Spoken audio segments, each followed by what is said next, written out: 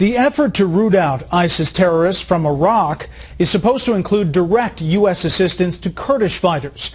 But we're told so far that's been a slow and somewhat political process that has now essentially been shut down.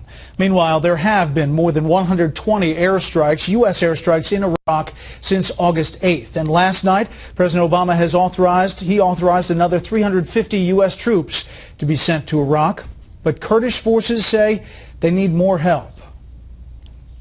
Joining me now to discuss the situation is Kurdistan Regional Government Deputy Prime Minister Qubad Talabani. He's coming to us from Erbil, Iraq. Mr. Minister, thanks for joining us.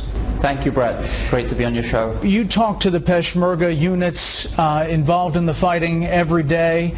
Can you paint a picture of what the scenario looks like and what you're facing against this terrorist army? We're obviously facing a grave threat.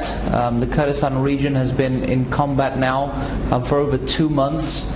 The assistance provided by the United States, the airstrikes that you mentioned, have had a major impact in halting ISIS advancements throughout the country, and in fact have bolstered our forces to be able to push back on ISIS and retake some of the territories that ISIS took from us a few weeks ago.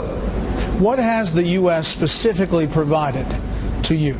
Some weaponry has made its way to Kurdistan from the United States and from allies around the world, but we are having a problem in the sense that Baghdad is now asking that all weaponry be redirected through Baghdad, which is a problem for us, Bret.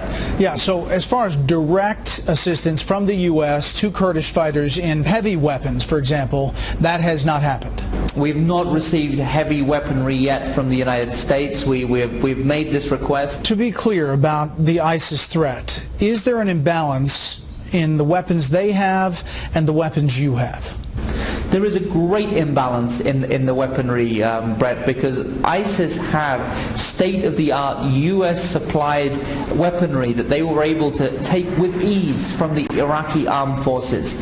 When they took over Mosul, they took over the arsenal of the Iraqi army in Mosul, which includes sophisticated artillery, new mortars, armored personnel carriers, up-armored Humvees, heavy machine guns, and this was all used against us. US Air Forces being used to strike US weaponry, which has unfortunately fallen into the hands of ISIS.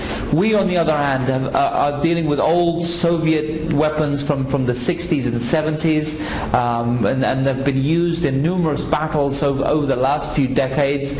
Our weaponry cannot be compared to the weaponry that ISIS has, but we have the heart, we have the spirit, we have the bravery, and we have the dedication required to win this fight. If that is coupled with upgraded weaponry, with upgraded cooperation with our friends and allies in the United States, we will have no doubt that we can eliminate ISIS from Iraq. You're saying it has not directly come from the U.S. yet. What specifically can the U.S. do to help the Kurds be the boots on the ground against ISIS?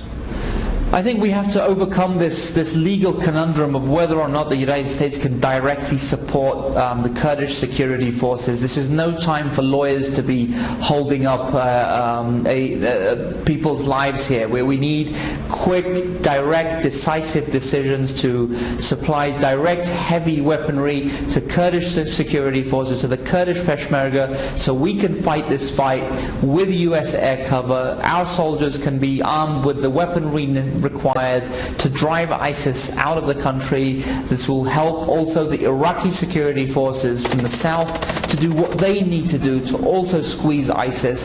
Collectively, Iraq, Kurdistan and the United States can do this, can accomplish this mission and drive ISIS from Iraq. But this requires decisive action, and decisive action now. In Estonia, President Obama this morning, talking about the fight against ISIS, said at first that the strategy was to destroy ISIS, degrade and destroy. And then he said this: we can continue to shrink ISIL's sphere of influence, its effectiveness, its financing, its military capabilities, to the point where it is a manageable problem. So the question, Mr. Minister, is do you agree that you can manage this terrorist army? I will ask a question back to our colleagues and friends in the United States. Will they accept a foreign entity to exist within Iraq that has no respect for the laws of the country, that acts as a country within a country? Because if that's acceptable to the United States, in whatever size, small, medium or large, then why is there such hesitancy towards Kurdistan being its own independent country when we are clearly allied to the United States, we clearly have democratic values that are similar to values in the United States? We certainly will not tolerate this group to exist in any form or fashion, in any size, manageable or unmanageable in the country.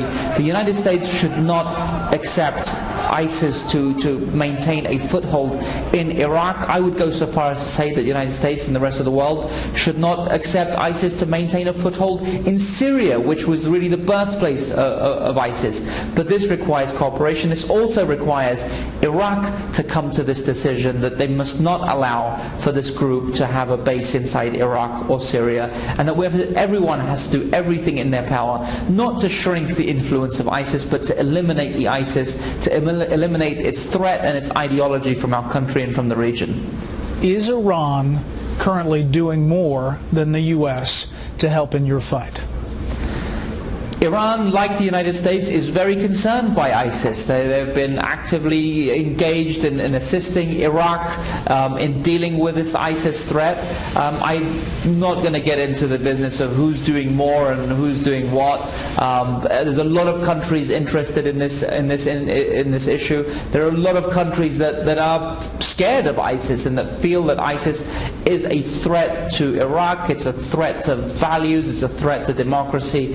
And it's important for all those countries that have the same vision that ISIS must not be allowed to remain in Iraq to work together, even if it creates some uncommon alliances.